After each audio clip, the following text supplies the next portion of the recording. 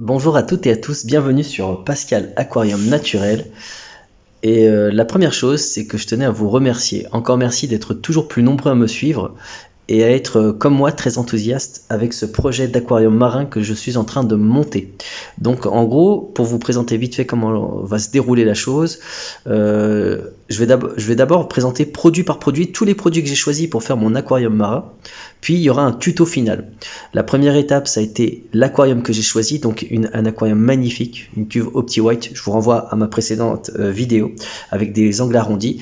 Et ensuite, un des autres éléments très importants quand vous faites un aquarium et encore plus un aquarium marin, c'est l'éclairage. En fait, mon projet va être très simple. On va faire ensemble un aquarium marin qui aura le moins possible de technologie, mais il faudra qu'il marche à 100%. Donc en gros, je vais vous prouver, alors j'ai pas été tout seul pour le faire, j'ai été très bien conseillé, je le suis toujours, mais en gros, comment faire pour faire un aquarium marin avec le moins possible de technologie et qui marche à 400%. Donc suivez bien toutes les étapes que je vais vous donner et tout ira bien. Après avoir choisi la cuve, le point que j'ai décidé d'aborder avec vous, c'est le point de l'éclairage. L'éclairage en aquariophilie marine est capital. Alors même en aquariophilie d'eau douce, c'est clair et net, l'éclairage est méga important, même en aquariophilie naturelle. Je dis pas qu'il faille un éclairage des plus chers, c'est pas ce que je suis en train de vous dire. Je suis en train de vous dire qu'il vous faut un éclairage de qualité, quelque chose qui fonctionne bien. Je vais procéder à l'unboxing d'abord. Quand on ouvre la boîte, donc là j'en ai ouvert une pour gagner du temps, je vais vous montrer vite fait. Hop. Ok. Tac. Voilà, faut d'abord retirer les étiquettes. Hop là. Hop, hop. Déjà, ce que je kiffe avec les boîtes, c'est que contrairement à des marques concurrentes, les boîtes sont extrêmement minimalistes. Donc il y a moins de déchets. Et ça, alors c'est peut-être un détail pour vous, mais pour moi c'est important. Donc voilà, tu vois, tu as ça et j'ai retiré donc. Si tu veux, je peux le faire aussi. Hein. Hop, là, on y va, on retire la dock et on retire le matos. Donc mes deux lampes. Hop là, tac, avec les deux supports. Et le certificat de qualité Tunes. Ok. Ok, donc là, voici donc les éclairages. Alors, j'avais fait une vidéo déjà sur des éclairages Tunes. Donc cette marque allemande en version eau douce. Et ben là les gars, on reprend la même chose, donc les mêmes qualités, mais en version d'eau de mer. Et là les gars, ça ne rigole pas.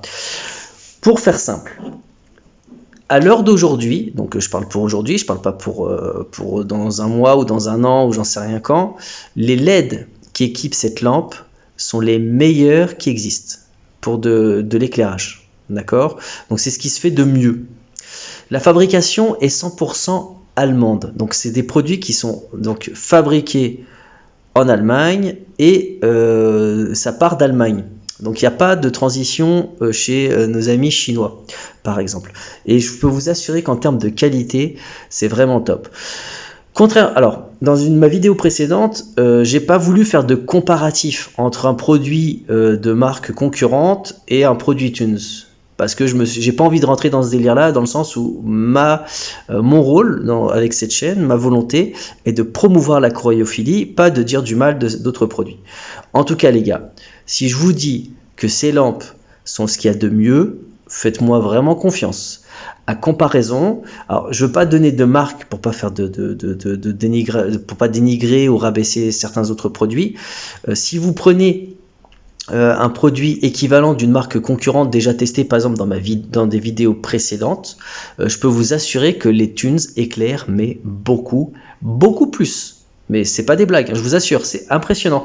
Tu as l'impression qu'elle fait le double du wattage. Pourtant, l'autre avantage de cet éclairage, parce que pour moi c'était important, c'est la faible consommation en énergie, en électricité. Elle ne fait que 10 watts. 10 watts, je ne sais pas si vous vous rendez compte. Je vais faire un aquarium marin avec 2 fois 10 watts, donc avec 20 watts de consommation électrique pour l'éclairage. Ce qui est que dalle les gars. Je ne sais pas si vous voyez un petit peu les aquariums d'eau de mer, en général c'est beaucoup plus.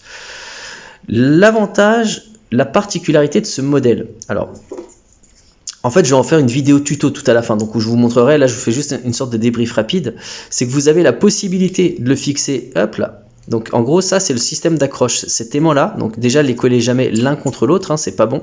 Il y a toujours mettez toujours quelque chose là, entre l'un et l'autre pour pas que ça se colle, donc déjà ils sont méga puissants, hop, ok, tu le colles comme ça, hop là, entre tes deux verres, donc entre les verres de ton aqua.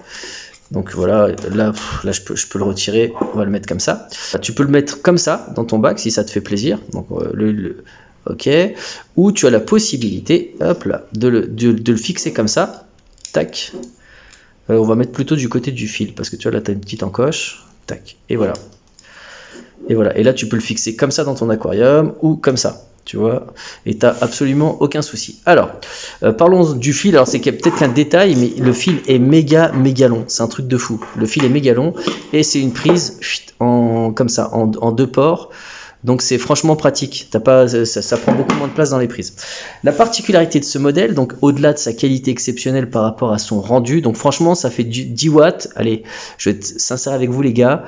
Tu vas chez la concurrence, chez des marques que j'ai déjà testées par exemple, tu mets une 20 watts à côté, celle-là va éclairer plus alors qu'elle fait la moitié de consommation électrique. C'est un truc de fou. Sachant qu'en plus, la particularité de cet éclairage est qu'il peut, comme je vous avais déjà dit, il peut être émergé, il peut être sous l'eau. Donc en gros, là, tu as l'éclairage, hop, l'eau peut être à 1 cm ou ton éclairage.